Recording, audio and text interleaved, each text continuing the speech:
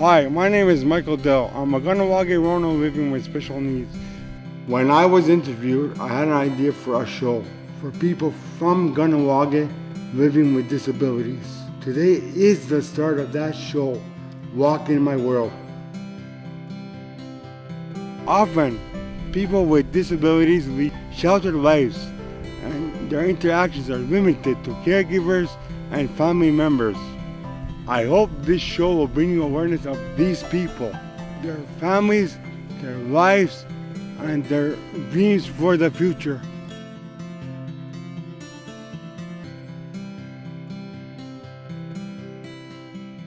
Welcome back to Walk in My World.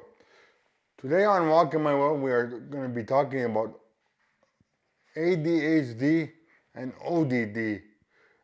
They are two separate conditions that Heidi Diabo's daughter has, and we're going to learn a little bit about each today.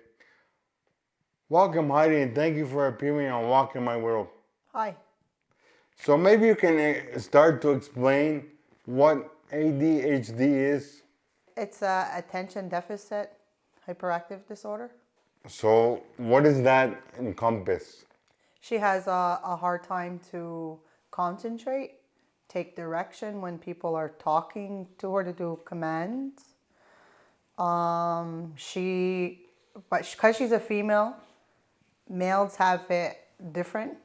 Male children that have been diagnosed with it tend to be more hyperactive. She's not on the hyper side, but she has all the other characteristics of having the disorder. Now, when you say characteristics and she has a hard time taking direction, what do you mean? If simple. Okay. If I were to tell her I'm in the living room, Alora, can you please go get me a glass of water? She'll get up, she'll go in the kitchen, and she won't know. She'll come back, and I'll have to repeat it, sometimes 6 times, because in the process of her going from the living room to the kitchen, she gets distracted. The clock might turn the numbers, and she'll look at it, and it'll distract her.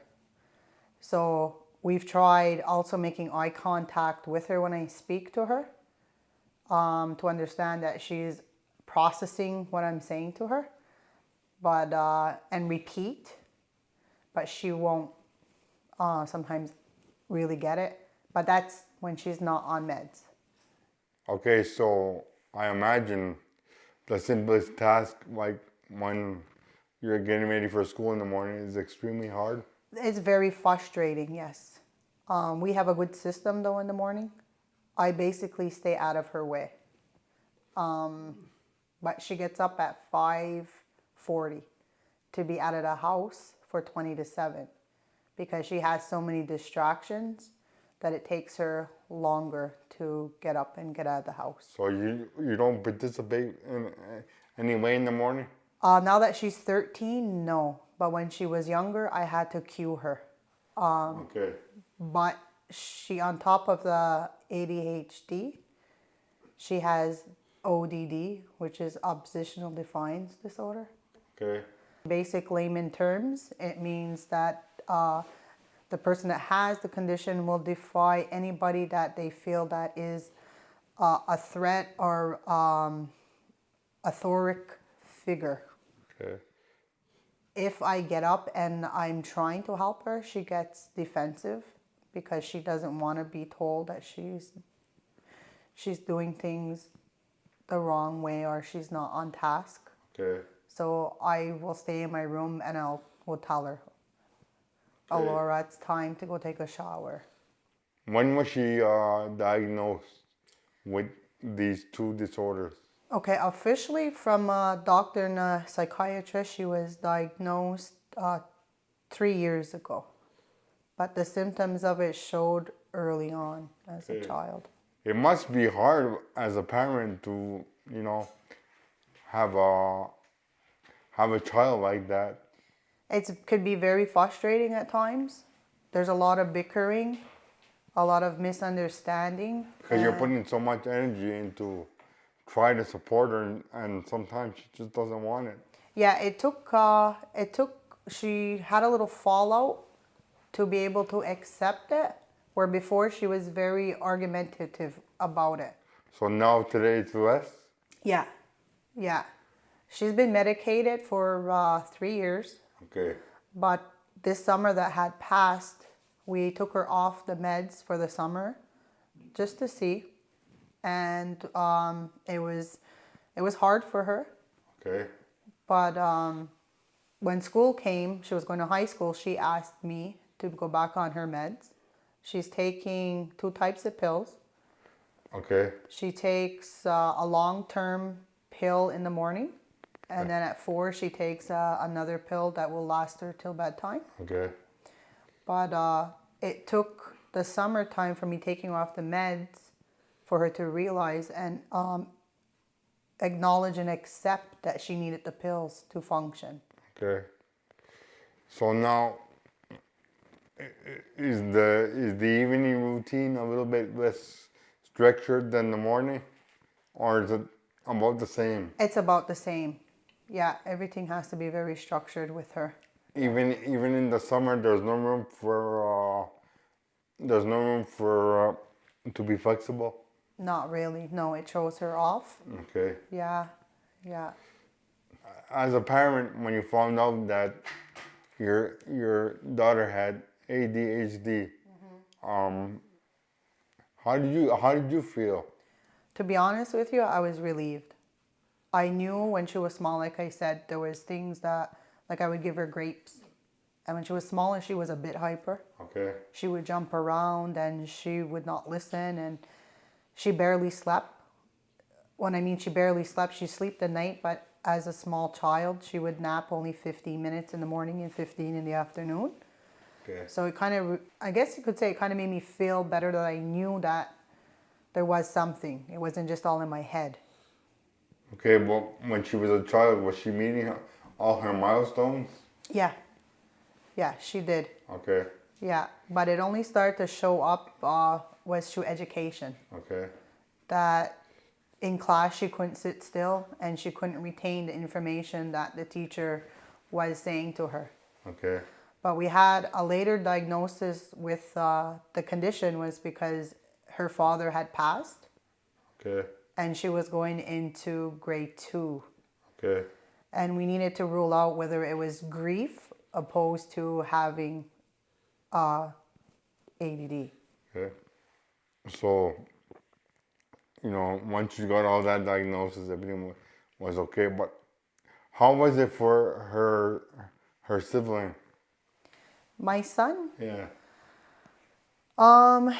We're working on that right now because he's just turned 8. Okay. So now we're actually going to be going to family therapy because we're always in therapy in order to support her and to support me to be able to find techniques and stuff that will always work for her because she's young and she's changing. Okay. So we're working on trying to get my son to understand what it is, but he's still young, and how to corral him and how to be able to talk to her and to approach things. But now that you said he just turned 8, apart from going to family therapy for that, just living in the home, does he understand a little bit? A little, yeah.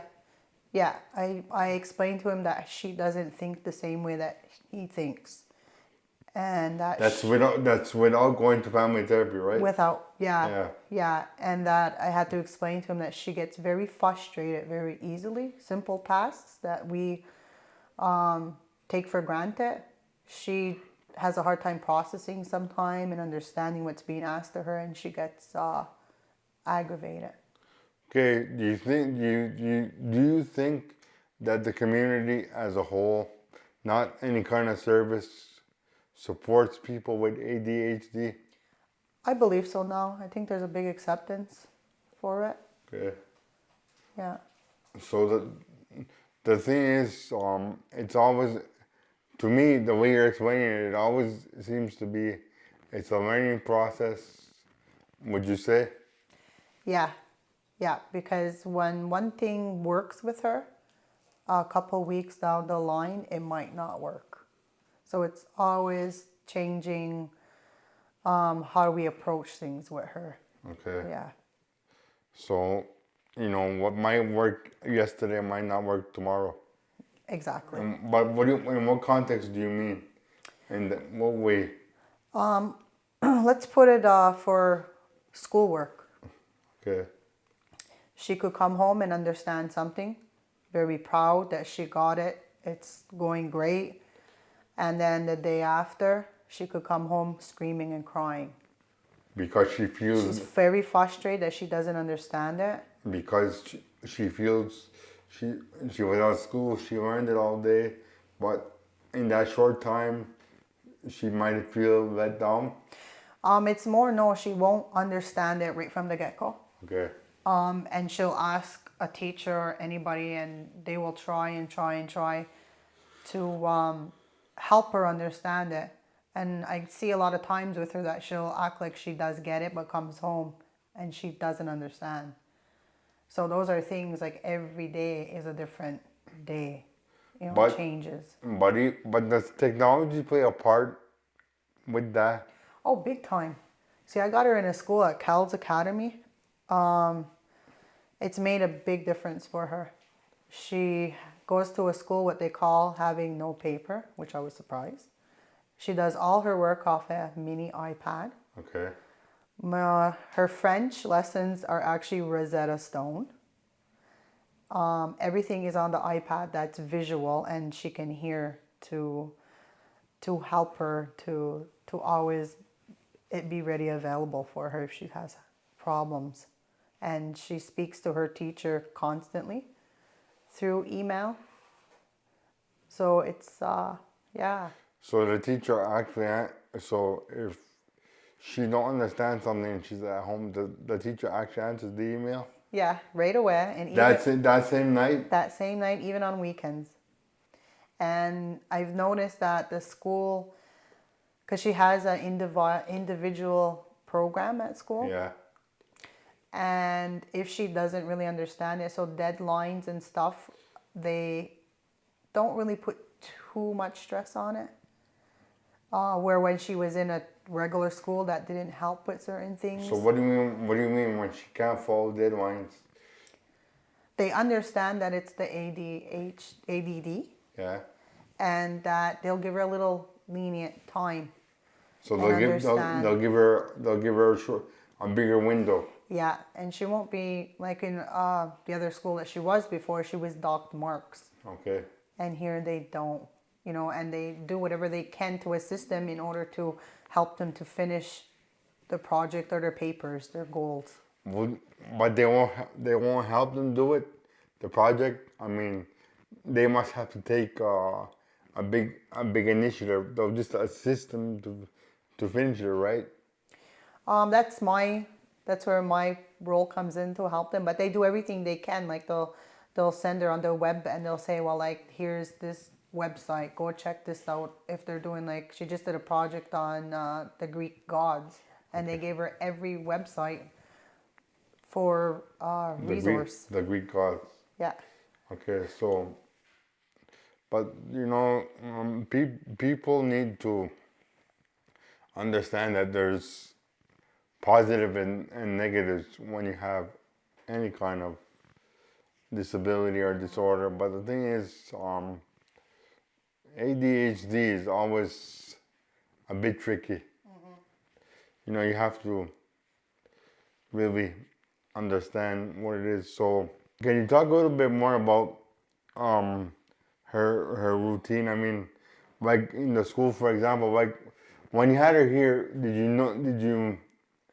when you had her in Ganawage school, did you notice a big difference when you send her over there, over to Cal's?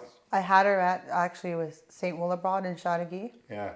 And they done everything and over that they possibly could. She had someone that helped her, was kind of like a shadow. And whenever she had issues, whether it was socializing, because kids that have that also have socializing problems. Oh, could you go into a little more about that? Socializing? Yeah. She has a very hard time making friends and keeping friends. They tend to have a lot of low self-esteem.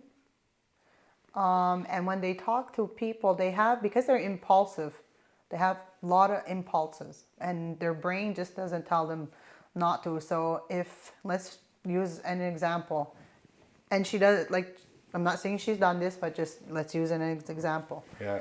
A little girl will have a nice pencil case and she likes it, but she's got a very nice pencil case herself. Without even thinking, So, she'll take it yeah. and come home and say, well, I don't know why I took it. She has no, so to keep friends, it's difficult because regular children don't understand. It's not because they want to steal their things and they don't have things. It's just they have impulses. Like she could say things that are just not thinking them through, so She doesn't mean it? she doesn't mean it.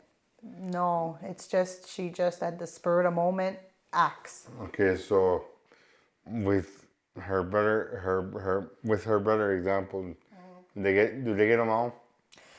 They do and they don't. I mean, they're a brother and sister, but they, But could that be because of the ADHD also? yeah, and the oppositional defiance disorder that she has. She tends to come across a little bossy. If anybody were to ask her to do something, she takes that in offense that you're bossing her around, and she will retaliate. So there's a lot of sometimes bickering Wow. in the home, and it causes a big blow up. So, like from Wilbrod to Cows, you said there's a big difference. Yes. Yeah. Do you wish she could have came to a Ganawage school?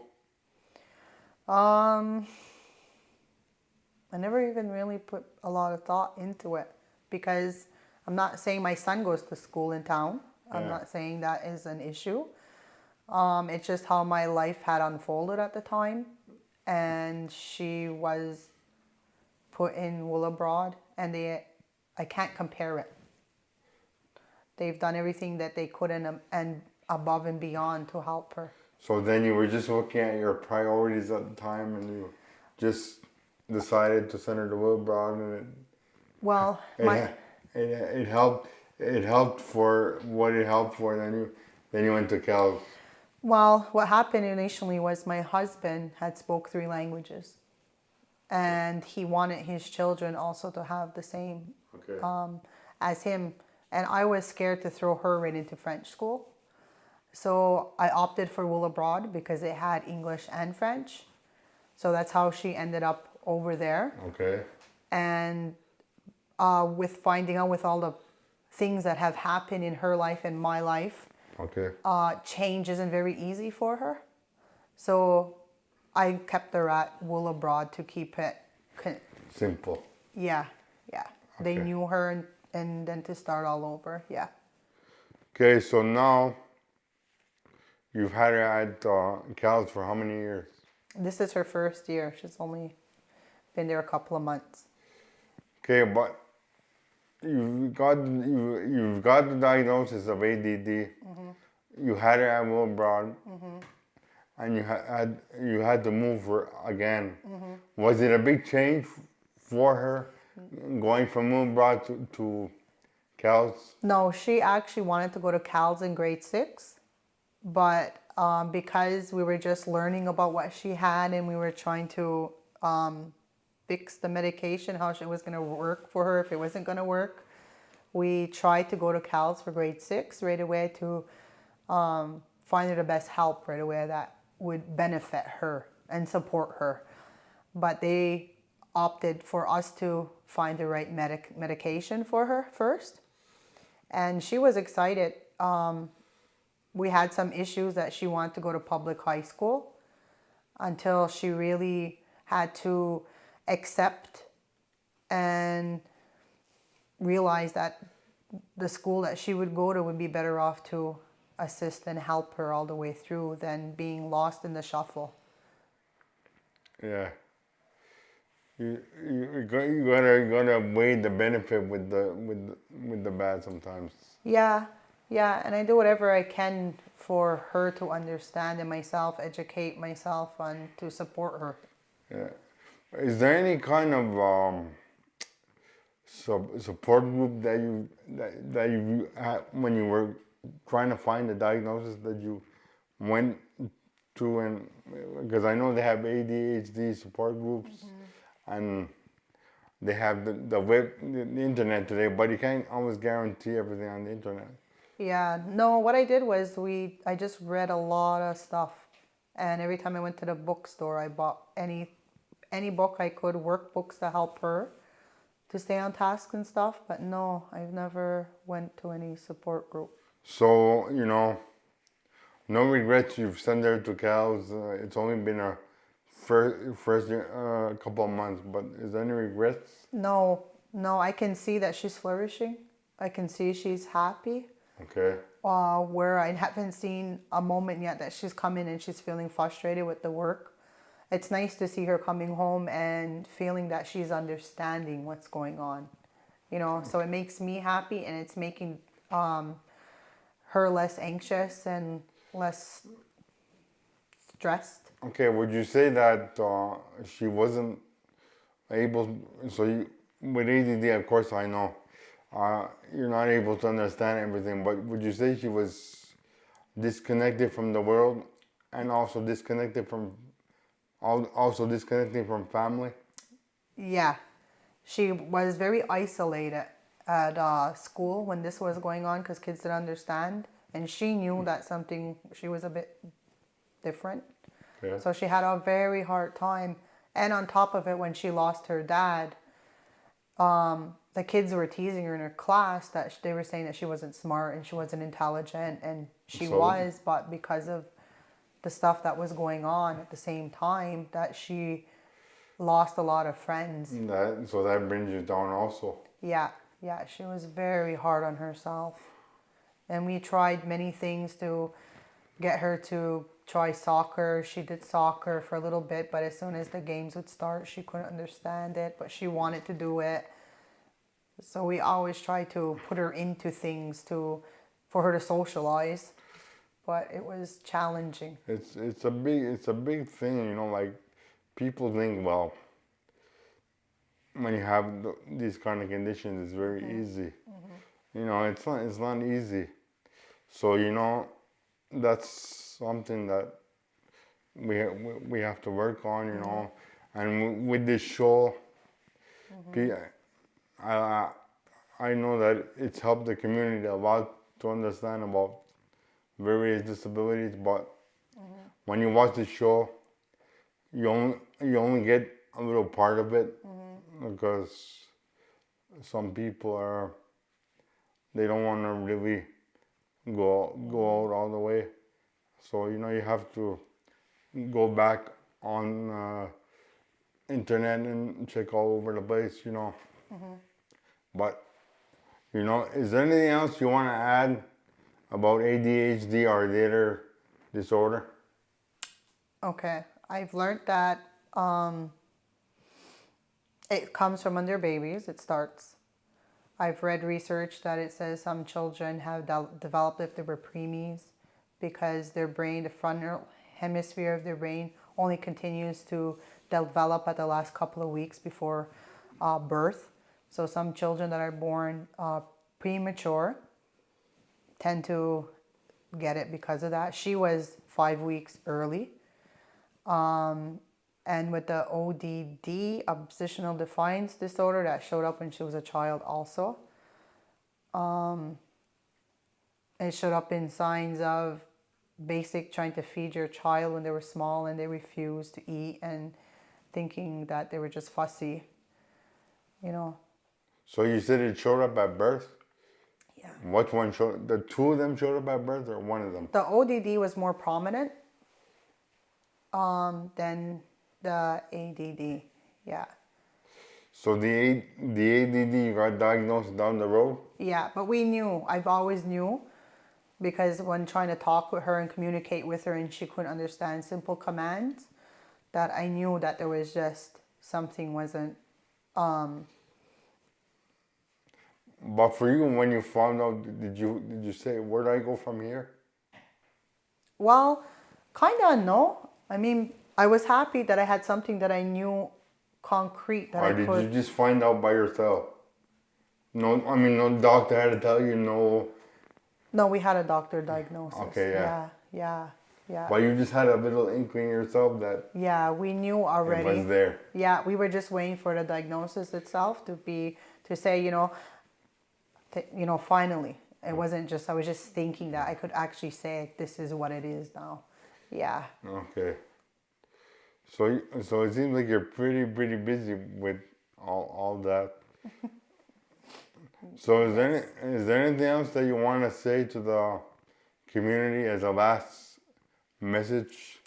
I would like to say really is that if you think your child might have ADD, ODD, it's not a bad thing to assist them, to help them in order for it to be easier on them. The support, it has to be very confusing, and it's not a bad thing. Do whatever you can to help them so they can have a great life. Well, I want to thank you for coming on Walking My World to shed some light on these topics, because for myself, when I'm sitting here doing the interviews, I learn right along with you. I can do a little bit of research ahead of time, but I'd rather come and learn from my guest, because that's the real reality. And thank you for coming to appear on Walking My World. You're welcome, Michael. So happy I was here to help you. We've come to the end of another episode of Walking My World. If you have any comments or questions, you can email me at mike.dell@paulcom.ca. Ona. More than 14% of all Canadians have a disability. For Aboriginal First Nations people in Canada, there are 33% of people living with disabilities. People living with disabilities are subject to exclusion, poverty, and isolation. There are higher rates of depression, suicide, violence, and abuse for people with disabilities. We know that for Aboriginal people with disabilities in Canada, all of these rates and percentages are even higher. Statistics according to Independent Living Canada.